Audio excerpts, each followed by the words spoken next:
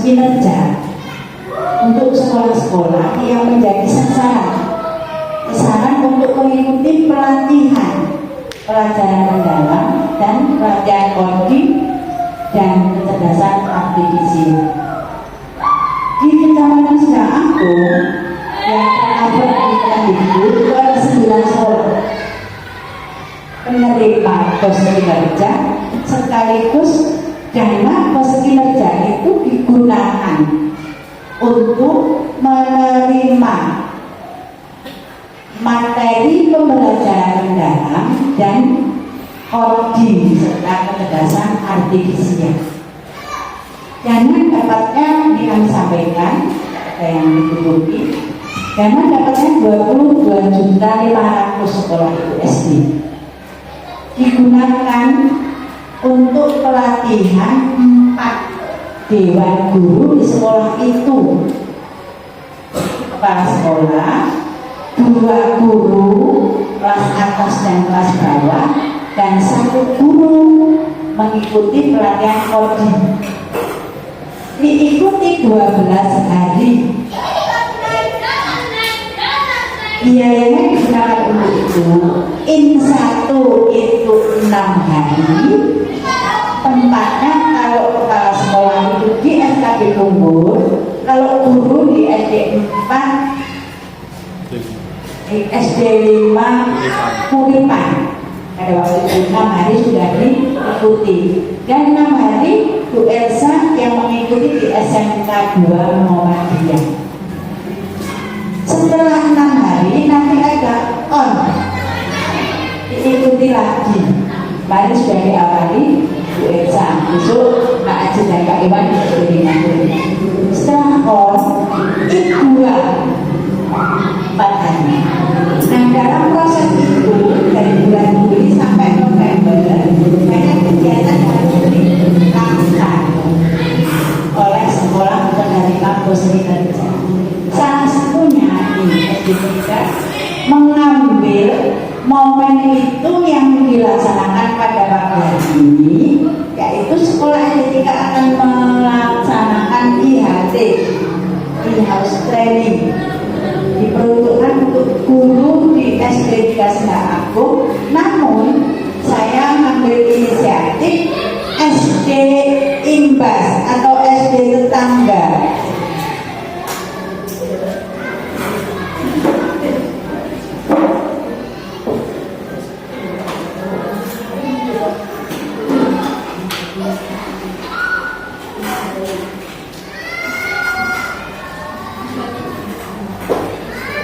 Yang dilakukan serta akan menentukan hasil yang diperoleh. Nah, pola pikir itu sebuah yang segalanya. Jadi di sini, nah, pola pikir lebih penting daripada keterampilan. Jadi di sini keterampilan itu di bawah dari pola pikir. Di sini ada apa? Pola pikir, keterampilan. Nah, pola pikir atau mindset itu merupakan fondasi keterampilan, skill set atau alat. Nah, ini pola pikir adalah sesuatu untuk melakukan atau berpikir sesuatu. Contohnya sini aja, kita langsung ke, nah, mengapa manusia itu berbeda-beda? Karena suara saya sudah besar, makanya saya tidak bisa pakai mic. Ya, mengapa manusia berbeda-beda? Pola pikir itu adalah kumpulan keyakinan yang akan menentukan salah seorang melihat dan berpikir terhadap sesuatu kejadian atau peristiwa. Nah, pola pikir juga itu disebut dengan pola pandang. Ya, itu berbeda-beda. Seperti kemarin, misalnya saya melakukan pelatihan sama Pak Iwan, sama-sama di ruangan yang sama, tapi mendapatkan materinya, cara interpretasinya pasti berbeda. Itu adalah jalannya pola pikir. Jenis-jenis pola pikir ada growth mindset dan fixed mindset. Ini adalah perbedaan, ya, saling berlawanan. Yang growth mindset, keyakinan bahwa kecerdasan dan keterampilan bisa dikembangkan lewat belajar dan berusaha. Nah, di sini ada ada kata-kata pola pikir tetap sama pola pikir bertumbuh, ya. Nah, di sini kalau saya pola pikir tetap kadang-kadang disingkat dengan PPT atau pola pikir tetap. Nah, pola pikir tetap itu dia itu tidak bisa bertumbuh atau menolak bertumbuh. Gimana? Pikirannya pasti kalau seperti ini. Kalau saya gagal berarti saya tidak mampu. Saya tidak mampu. Itu adalah pola pikir tetap. Tapi kalau orang pola pikirnya bertumbuh, dia akan berkata kalau saya gagal berarti saya harus belajar lalu mencoba, belajar lagi dan mencoba lagi. Itu adalah pola pikir bertumbuh. Nah, ini ada banyak sekali suara pola pikir tetap. Nah, yang kedua, contoh yang kedua banyak sekali bisa dibaca sendiri. Saya akan menolak saat menerima tugas yang belum pernah saya kerjakan sebab resiko untuk gagal akan besar. Ini adalah pola pikir tetap. Jadi semua apa yang dilakukan itu membuat dirinya itu tidak percaya diri. Tapi pola pikir tumbuh itu berkembang. Saya akan menerima pekerjaan yang belum pernah saya kerjakan sebab ini adalah peluang untuk belajar dan mengembangkan potensi diri. Itu adalah pola pikir bertumbuh. Nah, pada intinya pola pikir tetap dan pola pikir bertumbuh itu adalah perbedaan yang berlawanan, ya. Ini sebagai guru kita harus mempunyai pola pikir bertumbuh, jangan pola pikir tetap. Misal kita itu tidak bisa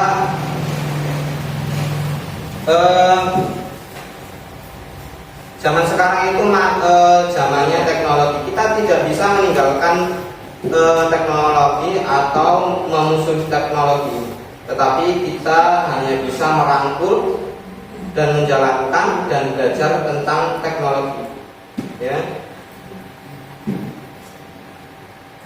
Nah, prosedur intervensi pola pikir. Nah, ini prosedur intervensi pola pikir itu yang pertama, saat melihat ada murid yang mau menyerah ketika menemui tantangan atau sulit, segera dorong dia untuk mencoba lagi.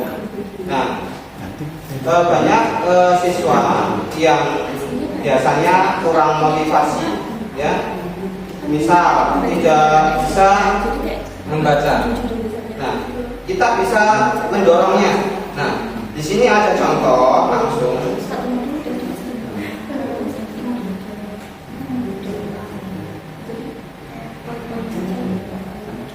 Nah, ini adalah ujian pribadi dan ujian proses. Nah, di sini,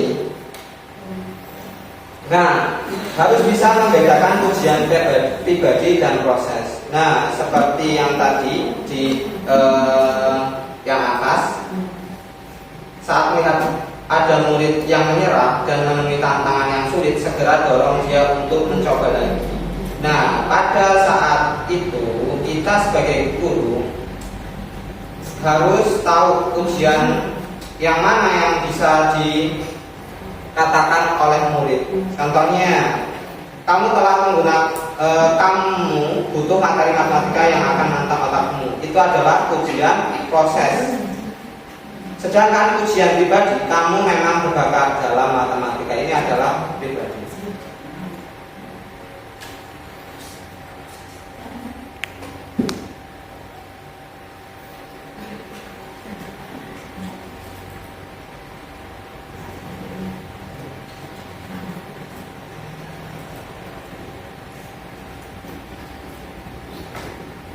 Oke, ini ada satu konsep biar lebih jelas. Ya, kalau di sini kita belajarnya itu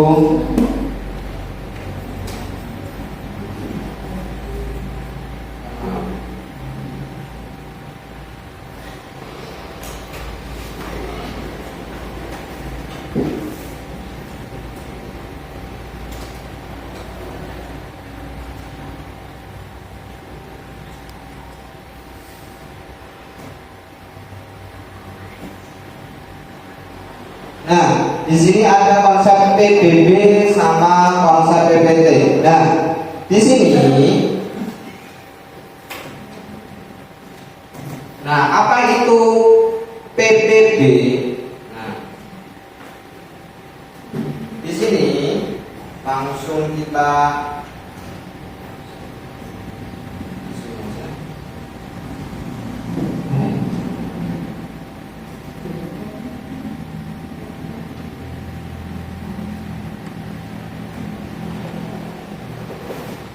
Nah, definisi dari pola pikir adalah ya, ada pola pikir PBB. Di sini keyakinan bahwa kecerdasan dan keterampilan bisa dikembangkan dan berusaha ya, dalam berusaha. Nah, kalau pola pikir tetap itu adalah keyakinan bahwa kecerdasan dan keterampilan bersifat tetap yang tidak banyak bisa berubah. Jadi pola pikir tetap itu yang nggak pintar ya nggak pintar, ya nggak bisa dirubah. Kamu seperti itu karakternya ya seperti itu, nggak bisa dirubah. Sedangkan pola pikir bertumbuh bahwa kecerdasan manusia itu bisa bertumbuh, ya itu harus ada di pola pikir Bapak Ibu guru sekalian. Itu, ya. Pendekatan yang memuliakan, di mana kita sama-sama saling memuliakan. Jadi tidak menganggap murid itu apa ya sebagai ya udah orang iso, apalagi sampai keluar kata-kata yang kurang pantas. Saya ingat sekali dulu zaman saya SD dulu, tapi zaman saya enggak.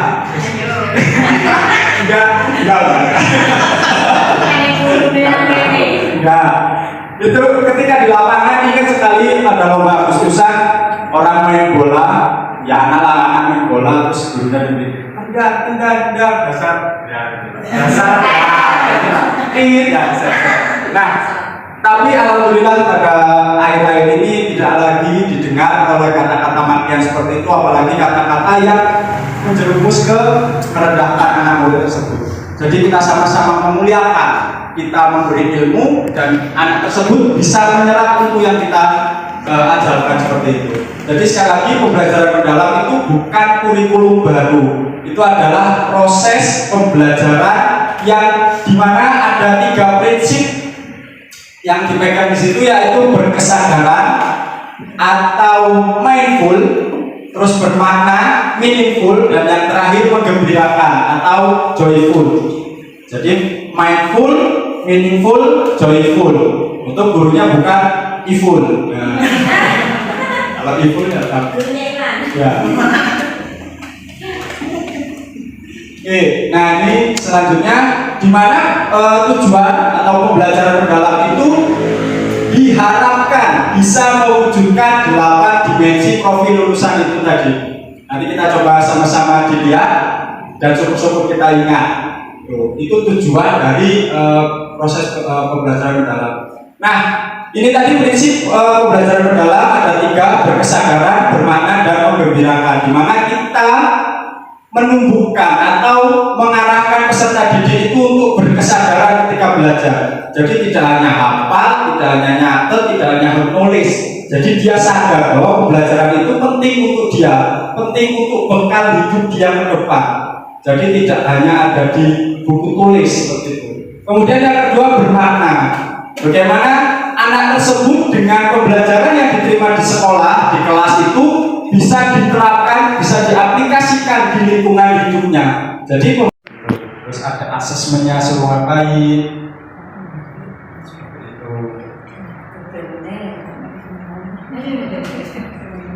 Nah,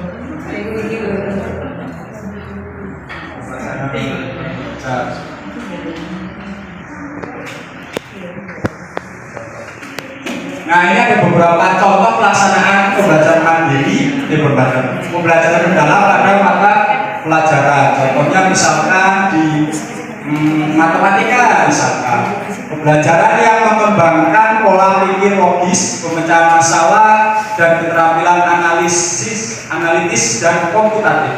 Contohnya pembelajaran berbasis masalah. Jadi problem based learning, ya, pembelajaran berbasis masalah yang memberikan peluang peserta didik untuk memecahkan masalah nyata seperti komposisi dan nilai kalori makanan bergizi dengan menggunakan konsep proporsi, presentase, dan pengukuran untuk makanan sehat dan bergizi. Salah contohnya kita lagi pelajaran materi matematika tentang bilangan cacah, misalkan menyebutkan 1 sampai 10.000 atau 1 sampai 1.000, bisa kita modifikasi supaya anak tersebut nggak ngantuk, terus lebih bermakna. Bisa kita coba dagang-dagangan misalkan di dalam kelas, kita buatlah WA, ini berapa nilainya, ini berapa. Jadi misal suruh beli pecel, beli soto, beli ayam geprek, nah nanti di total berapa, misalkan 33.000. Nah, anak bisa menuliskan di situ sebagai tulisannya berapa, 33.000 rupiah dan sebagainya, seperti itu. Contoh. Ini ada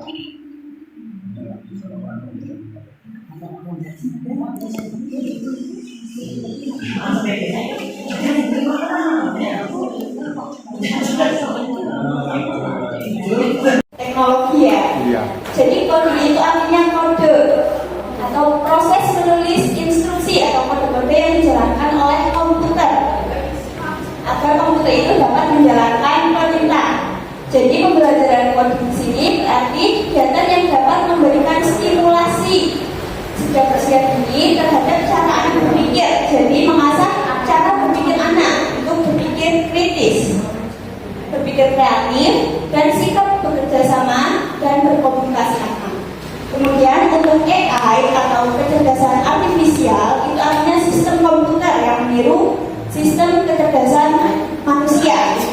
Jadi kalau artifisial itu buatan, sistem komputer yang meniru kecerdasan manusia seperti mengenali suara, gambar, dan dapat membuat prediksi. Contohnya yang sering digunakan sehari-hari, kalau Bapak Ibu sudah akrab dengan ChatGPT belum?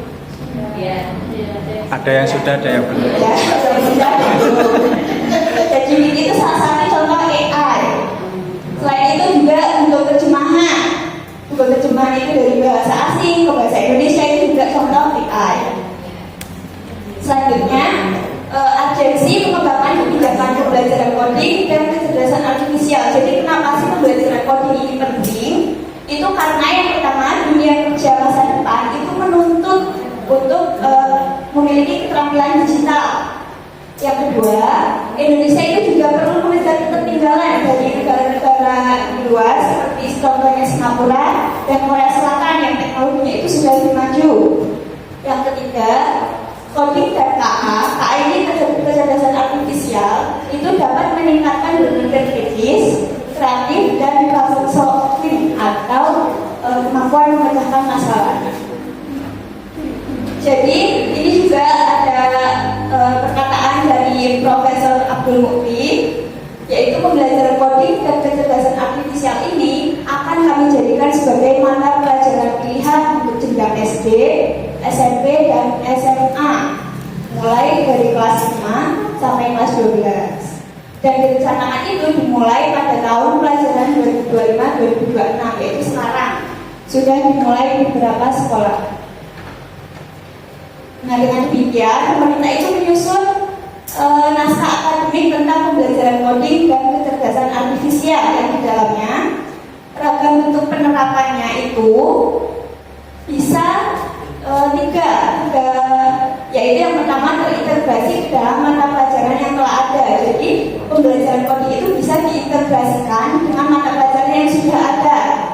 Yang kedua, mata pelajaran pilihan. Jadi dia nanti berdiri sendiri, ada mata pelajaran sendiri yaitu coding dan kecerdasan artifisial. Yang ketiga juga bisa dijadikan ekstrakurikuler. Nah, untuk jam pelajarannya, jika pembelajaran coding ini dijadikan mata pelajaran pilihan untuk SD kelas 5, kelas 6 dan SMP itu 1 minggunya 2 JP per minggu. Untuk SMA kelas 11 dan 12 itu sampai 5 JP. Jadi untuk SD itu hanya 2 JP 1 minggunya. Ini penyiapan kompetensi guru dari yang awal pengembangan desain fintech, latihan, ada narasumber, kemudian seperti kemarin ada pelatihan, dulu baru sekarang ini masih proses juga, belum selesai pelatihannya, nanti mungkin berakhir sampai bulan Oktober. Jadi sekarang masih proses on 1, nanti ada on 2, on 3, ada in lagi. Kemudian kompetensi lulusan yang diharapkan. Jadi pembelajaran coding di SD itu tidak melulu langsung ke komputer, kode-kode komputer, tapi hanya untuk menghasilkan solusi untuk masalah sehari-hari. Yang kedua, menyusun langkah-langkah sistematis dan logis. Yang ketiga, menjalankan urutan instruksi itu untuk pembelajaran codingnya. Untuk pembelajaran kecerdasan artifisial di SD itu, yang pertama itu memahami dampak kecerdasan artifisial. Yang kedua, dapat menggunakan kecerdasan artifisial dengan berbagai etika atau keadabannya. Kemudian membedakan antara teknologi kecerdasan artifisial dan non-artifisial. Dan yang terakhir memahami kecerdasan input, proses, dan output. Jadi dari sekian banyak elemen untuk SD itu tidak semuanya. Jadi pembelajaran coding dan kecerdasan artifisial itu ada 6 elemen. Jadi dari 6 elemen itu di SD dan SMP itu hanya terdapat 4 elemen yang dijalankan. Elemen utama mapelnya itu tuh ada 6. Nah untuk SD dan SMP itu baru 1 sampai 4. Yang pertama itu berpikir komputasional. Yang kedua literasi digital. Yang ketiga etika kecerdasan artifisial. Dan yang keempat memanfaatkan kecerdasan artifisial. Jadi kami ini belajar 5 modul. Tadi modul yang pertama mungkin masih pengenalan. Nah yang kedua ini kita belajar tentang berpikir komputasional. Berpikir komputasional itu proses pemecahan masalah secara logis dan sistematis. Proses berpikir seperti komputer. Jadi komputer itu menjalankan instruksi itu dengan beberapa prinsip. Yang pertama dekomposisi. Dekomposisi itu artinya memecah masalah menjadi bagian-bagian yang lebih kecil, menjadi bagian-bagian yang lebih sederhana. Contohnya misalnya dalam penerapan sehari-hari itu misalnya kita mau membuat nasi goreng. Nah, kita mau memecahkan masalahnya nih, memecahkan bagian-bagiannya. Kita mau buat nasi goreng itu kita harus ngapain dulu kira-kira? Menyiapkan bahan, apalagi? Menyiapkan alat-alatnya, terus kita ya mengolahnya, prosesnya, baru akhirnya bisa disajikan. Ini contoh